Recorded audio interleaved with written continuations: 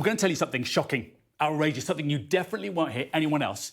And it is that there has been a boom under Keir Starmer. Yeah, maybe not everywhere, but in tech, definitely. Look, over here, this chart is UK VC funding by quarter, venture capital funding. And over here, this green bit, this is Keir Starmer. You can see, yeah, it starts off slow, but lately it's been rocketing up.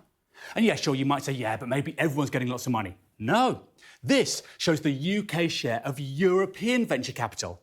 You can see normally we're about 35%, lately under Starmer, going up every year, nearly to a record level of 40%.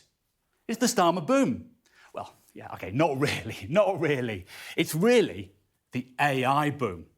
Because the UK is an incredibly attractive place to invest in AI. And you can see this shows AI as a share of venture capital funding.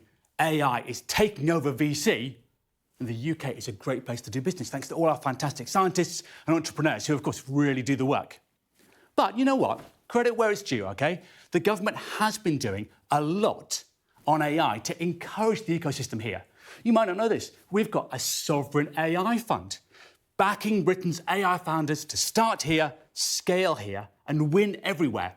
And they've been investing in AI companies. I'll show you one. This is a company called Ineffable Intelligence, started by a guy called David Silver, one of the true pioneers of AI, British.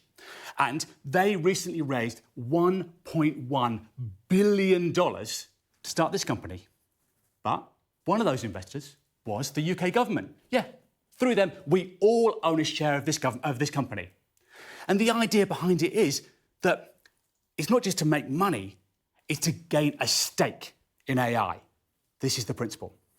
But anyway, that was Starmer. He's gone. Now we've got this guy. What's his plan? Well, I've been speaking to people close to him. And what it seems to be is that AI is not really a priority for him in the same way as it was for Starmer. Instead, he sees AI through the lens of his existing project, decentralisation or devolution. That's what he wants to achieve. Can he take AI away from London, perhaps, and spread it to the rest of the country?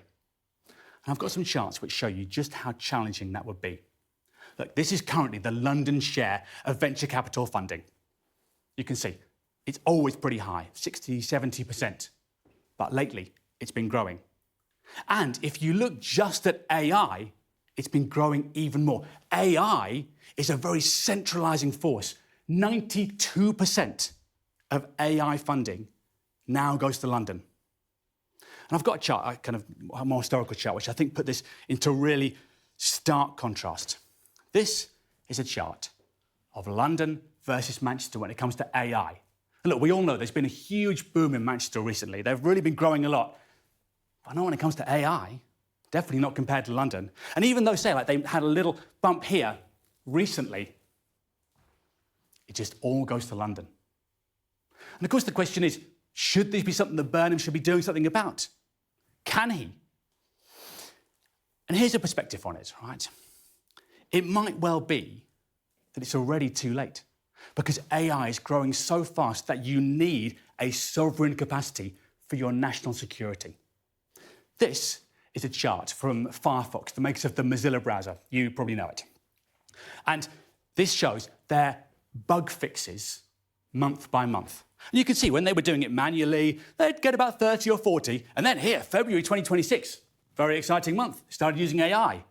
And then they got access to Anthropic's Mythos, and vroom.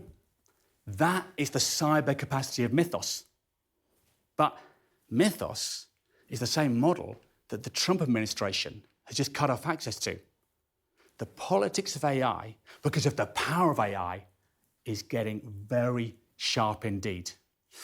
And in a time of sharp politics and national security worries, don't you end up investing where you're strongest? I think this is why the Starmer government ended up in the position it did.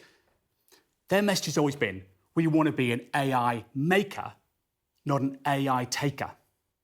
And if that message is very urgent, I wouldn't be that surprised if we hear Andy Burnham saying something relatively similar before too long.